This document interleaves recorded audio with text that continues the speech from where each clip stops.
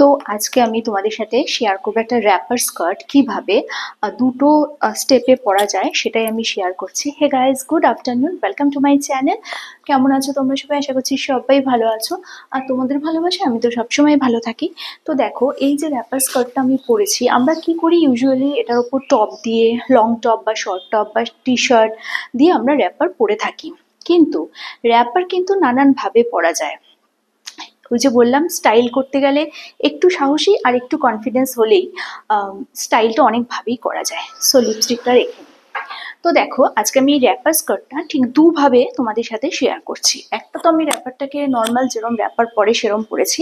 আচ্ছা, তার আগে একটা ছোট্ট টিপ দিয়ে দিই, সেটা হচ্ছে র্যাপার যখনই পরবে নিচে কিন্তু সাইক্লিং টাইট পরে নেবে। আমি অনেক মাসিমাদের দেখি র্যাপার পরে মাসিমারা কিন্তু নিচে কোনো সাইক্লিং টাইট পরে না, জানে না বা নেই হয়তো তাদের কাছে। যাই হোক, এটা একটা ছোট্ট টিপ, জোকস অ্যাপার্ট।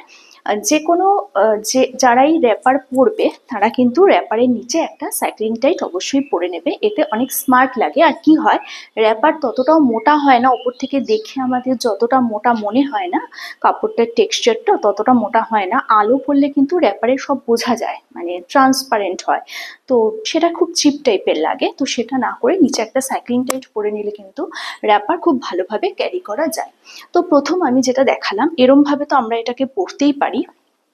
আর কিভাবে পড়তে পারি, যদি মনে হয় এটা পড়তে ভীষণ শাই লাগছে, তোমরা এটা পড়তে পারছো না, খুব অসুবিধে হচ্ছে তোমাদের পড়তে, তাহলে কিন্তু তোমরা ইজিলি এর ওপর দিয়ে এরকম একটা শার্ট পরতে পারো, বা ওভারসাইজ টি শার্টও তোমরা পরে নিতে পারো। একটা শার্ট বা ওভারসাইজ টি শার্ট যদি তোমরা পরে নিতে পারো এটার ওপরে, তাহলে কিন্তু ভালো লাগবে। আমি আরেকটা স্টেপ দেখাবো র্যাপারের উপর আরেকটা কি করে পরা যায়, সেটা যদি আজকে পারি আজকের ভিডিওর সাথে দেবো, বা অন্য একদিন দেবো। তো দেখে নাও, একটা যদি শার্ট আমরা এরকম ভাবে পরে নিই, শার্টটা তোমরা জানো এটা আমি সাদা শার্ট, মানে সাদা শার্ট দুটো পরি। একটা হচ্ছে ওভারসাইজ পরি, ওটা আমার বেশ ভালো লাগে, আর এখন তো স্টাইল ওভারসাইজ পরা, আর এটা পরি। তো যাই হোক, এরম শার্ট যদি তোমরা এটার ওপরে পরে নিতে পারো তাহলে কিন্তু বেশ ভালো লাগছে। যদি একটু সরেও যায় কোনো অসুবিধে নেই, বেশ একটা এথনিক লুক, তার সাথে স্টাইল সবটাই ভালো লাগছে। তো কেমন লাগছে এটা কিন্তু অবশ্যই জানিও। আর এই স্টাইলটা করে আমাকে কেমন লাগছে সেটাও কিন্তু আমাকে অবশ্যই বলো। ভাবছি আজকের ভিডিওর সাথেই দিয়ে দিই, আজকের ভিডিওটা খুব একটা বড় হয়নি, তো আজকের ভিডিওর সাথে দিয়ে দিই পরের পার্টটা। তো ওয়েট করো পরের পার্টটা দেখার জন্য। তো দেখো, আমি প্রথম তো ওটা পরলাম, তার উপর ওভারসাইজ, সরি একটা টি শার্ট দিয়ে পরলাম, সরি শার্ট দিয়ে পরলাম, সরি একটা হোয়াইট শার্ট দিয়ে পরলাম, সরি একটা ফিটিংস শার্ট দিয়ে, হোয়াইট শার্ট দিয়ে আমি প্রথমটা পরলাম। তো দেখো, এখন আমি আজকে ব্লাউজটা একটু অন্য রকম ভাবে পরেছি, সেটা কিন্তু তোমরা বলবে, তাহলে আমি বুঝতে পারবো যে তোমরা আমার ভিডিও কতটা মন দিয়ে দেখছো। আজকে ব্লাউজটা কিন্তু আমি একদম নর্মাল যে ব্লাউজটা পরি, এই ব্লাউজটা তোমাদের বহু পরিচিত, অনেকে জানো।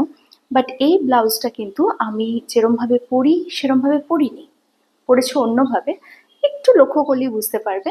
তো যাই হোক না কেন, একটা র্যাপারের উপর এরকম ব্লাউজ দিয়ে কিন্তু আমি পরেছি, আর সেটা কেমন লাগছে আমাকে অবশ্যই বলো। তো দেখে নাও একটা র্যাপারকে কতভাবে পরা যায়, কত রকম করে পরা যায়। আচ্ছা, এবার কিন্তু এর ওপর এই শার্টটা দিয়ে আমি পরতেই পারি। আর শার্টটা সোজা করতে করতে একটা কথা বলে দিই, স্টাইল করার জন্য খুব বেশি খুব বেশি সমালোচনার দরকার পড়ে না, ওকে। আর এবার কিন্তু আমি শার্টের কলারটা এরম তুলে দেবো, অ্যান্ড দিয়ে এরম ভাবে শার্টটা আমি পরলাম। তো দূর থেকে একবার দেখিয়ে দিই আমার লুকটা। দিস ইজ মাই লুক, এটা হচ্ছে আমার লুক। অ্যান্ড এরম ভাবে পরেছি আমি পুরো পুরো ড্রেসটাকে। জাস্ট একটুখানি এরকম, ক্যামেরাটা একটু ঠিক করে নিই, এরকম ভাবে পরেছি, মানে গ্রিন ওয়ালটাতে এলে বেশি ভালো লাগছে দেখতে। সো হ্যাঁ, এবার ঠিক আছে। তো দেখো, এরকম ভাবে আমি পরেছি এটাকে, অ্যান্ড এই যে এরকম ভাবে এটা পরেছি, এটা পরে কেমন লাগছে। তাহলে প্রথমে আমি একটা অন্য ড্রেসের সাথে পরলাম, তারপর আমি এই শার্টটা দিয়ে পরলাম, তারপর আবার এই ব্লাউজটা দিয়ে পরলাম অ্যান্ড তারপর আমি শার্টটা দিয়ে পরলাম। তো কোনটাতে আমাকে সব থেকে বেশি ভালো লাগছে সেটা কিন্তু তোমাদের হাতে, তোমরা জানাবে। আর তোমরা যদি জানাতে পারো মানে অবশ্যই তো জানাবে, তোমাদের পছন্দের সাথে যদি আমার পছন্দ মিলে যায় তাহলে অবশ্যই আমি ওরমভাবে বাইরে বেরোবো। যদিও এরমভাবে আরামসে বাইরে বেরোনো যায়, ওই যে বললাম একটু সাহস একটু কনফিডেন্স থাকলেই হয়ে যায়। আচ্ছা, একজন আমাকে প্রশ্ন করেছিলে কনফিডেন্স মানেই সাহস। না, সাহস হচ্ছে ব্রেভ, ব্রেভ মানে সাহস বা সাহসী। কনফিডেন্স কিন্তু সাহস না। কনফিডেন্স হচ্ছে কি বলবো যে নিজের ওপর প্রচুর আত্মবিশ্বাস, সেটা হচ্ছে কনফিডেন্ট। আমি খুব কনফিডেন্ট এই ব্যাপারটায়, আর এই ব্যাপারটা আমার কনফিডেন্স আছে। দুটো হচ্ছে জায়গা বিশেষে আলাদা হয়। একটু জ্ঞানও দিয়ে দিলাম। তো যাই হোক, আবার একটু রং ঢং করে ভিডিওটা আজকের মতো এখানেই শেষ করে দেবো। কালকে আসবে একটা নতুন ভিডিও নিয়ে, ততক্ষণ আমার সাথে থেকো, পাশে থেকো। অবশ্যই আমার চ্যানেলটা দেখতে থেকো, একটু স্কিপ না করে লাইক করো, শেয়ার করো আর সাবস্ক্রাইব করতে একদম ভুলো না।